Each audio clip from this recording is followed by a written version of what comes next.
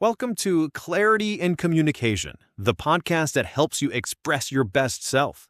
I'm your host, George. And I'm Marlon. It's great to be with you today. Today, we're diving into a topic that so many people struggle with, but it's absolutely fundamental to personal and professional growth. That's right. We're talking about how to talk about yourself. And not just talking, but doing so clearly, confidently, and without feeling like you're bragging or being awkward. Exactly. Whether it's a job interview, a networking event, or even just meeting new people, being able to articulate who you are is a superpower.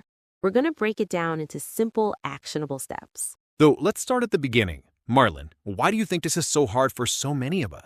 I think it boils down to fear, really. There's this deep-seated fear of coming across as arrogant or self-centered. Many of us are taught from a young age not to toot our own horn. That's a huge one, the fear of bragging. And tied to that is often imposter syndrome, that feeling that if we talk about our accomplishments, someone will find out we're not as skilled as we claim to be. Right. And then there's the simple fact that many people just don't know what to say. They freeze up. It feels overwhelming to try and summarize your entire life and career into a neat little package. That's a great point. It feels like a performance with very high stakes. But I think the most important first step is a mental one. It's about reframing the entire concept. Reframing? How so? Instead of thinking of it as selling yourself or bragging, think of it as sharing or informing. You're not boasting, you're simply providing context. You're helping the other person understand who you are, what you've done, and what you care about. That makes so much sense. Sharing information. It takes the pressure off. It's not about impressing them. It's about connecting with them by giving them a clear picture of you. Exactly. You're offering data points that allow them to build a connection. When you share a past success, you're not saying, I'm amazing. You're saying, here's an example of a problem I solved, which might be relevant to you. Right. And it gives them an opportunity to find common ground or see how your skills could be a good fit. So the first big takeaway is this. Shift your mindset from boasting to informing. Your source of valuable information about yourself. Perfectly put. Once you make that internal shift, the entire process becomes less intimidating and more authentic. Okay, so once we've got the right mindset, the next logical question is, what do we actually say? Where do we even begin? This is where preparation is your best friend. I'm a big advocate for creating what I call a story bank. A story bank? I like the sound of that. Can you break down what that means? Of course, a story bank is a collection of short, concise stories and talking points about your experiences. It's not a script you memorize, but a set of key ingredients you can draw from depending on the situation. So you have these powerful little anecdotes ready to go about your skills, your accomplishments, your passions. Exactly. And the most effective way to structure these stories and your overall introduction is a simple framework: past, present, and future. Past, present, future. Okay, that's easy to remember. It is. Let's start with the past. This isn't your entire life story. It's one or two key experiences that led you to where you are now. It could be the degree you studied, a pivotal job, or a significant project. It sets the stage. Right, the relevant background. Then you move to the present. This is what you're doing right now. It's your current role, the projects you're excited about, or the skills you're actively using. This is the core of your introduction. The here and now. And finally, the future. This is where you're headed. What are your goals? What are you looking to do next? This shows ambition and forward thinking, and it helps the other person see where you might fit into their world. I love that framework because it creates a narrative arc. It's not just a list of facts, it's a story. For example, if I were at a tech conference, I might say, I started my career in graphic design, which is my past, and that taught me the importance of user experience. Now, for my present, I work as a product manager for a mobile app, focusing on creating intuitive interfaces. For the future, I'm really passionate about accessibility, and I'm hoping to lead a project focused on inclusive design. That's a perfect example. It's concise, it's clear, and it took maybe 30 seconds. It gives a listener everything they need to know to start a meaningful conversation. It's relevant and focused. And you can adapt it. For a more casual setting, you might focus more on personal projects or hobbies within that same framework. Precisely. The key is having those components in your story bank, so you can assemble the right narrative for the right audience without having to panic and invent it on the spot. And I imagine writing them down is a good first step, right? Just to get the thoughts out of your head and onto paper. That brings up a really important point, George, the idea of the right audience.